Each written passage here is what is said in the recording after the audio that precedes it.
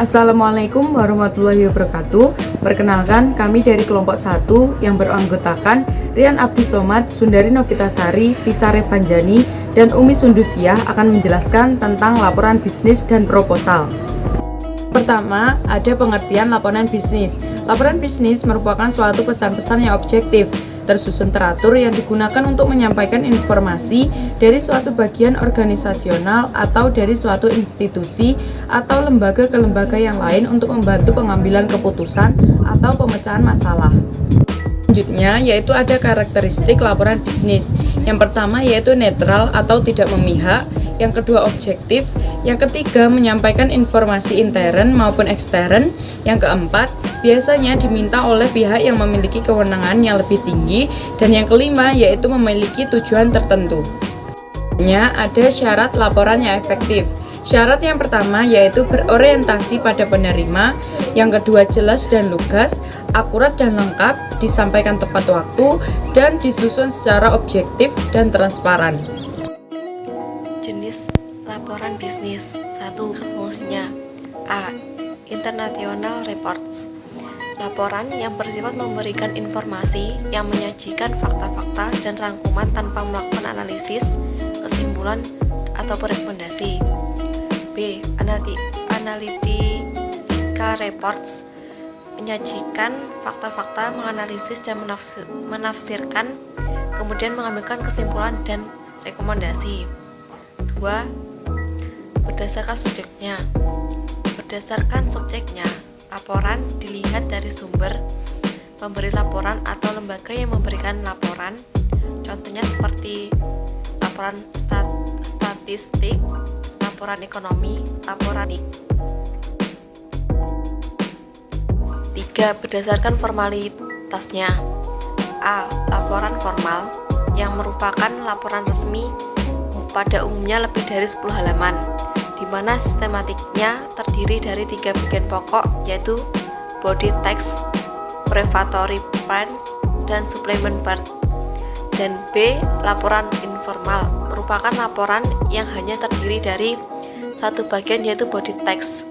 Dan yang keempat, berdasarkan frekuensinya. A. Laporan berkala adalah laporan yang disusun dalam jangka waktu tertentu, seperti harian, mingguan, bulanan, semesteran, dan tahunan. Dan yang B. Laporan khusus adalah laporan yang tertulis karena terjadinya hal-hal khusus di perusahaan dan diperlukan kepada stakeholder. Dan yang kelima, laporan bisnis dalam pelaksanaan pertemuan. A. Agenda adalah suatu dokumen yang tertulis sebelum suatu pertemuan langsung. Dan yang B. Resolusi adalah laporan singkat yang secara formal berisi pengumuman hasil konsensus dalam pertemuan.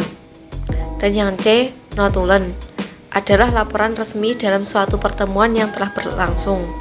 Dan yang D. Laporan pertemuan adalah suatu laporan resmi yang cangkupannya bahasanya lebih luas dan berisi hasil-hasil pertemuan atau konferensi penting. Kemudian saya akan menjelaskan mengenai persiapan penulisan laporan. Yang pertama, definisikan masalah, tujuan, dan ruang lingkup. Pertimbangkan siapa yang menerima laporan, menentukan ide atau gagasan, mengumpulkan bahan yang diperlukan, menganalisis dan menafsirkan data, dan yang terakhir mengorganisasi data dan mempersiapkan outline akhir. Selanjutnya, cara menyusun tubuh laporan bisnis. Yang pertama, cara deduktif atau langsung, yaitu menggambarkan laporan dari belakang ke depan atau menjelaskan ide pokok atau rekomendasi terlebih dahulu sebelum hal-hal rinci dijelaskan.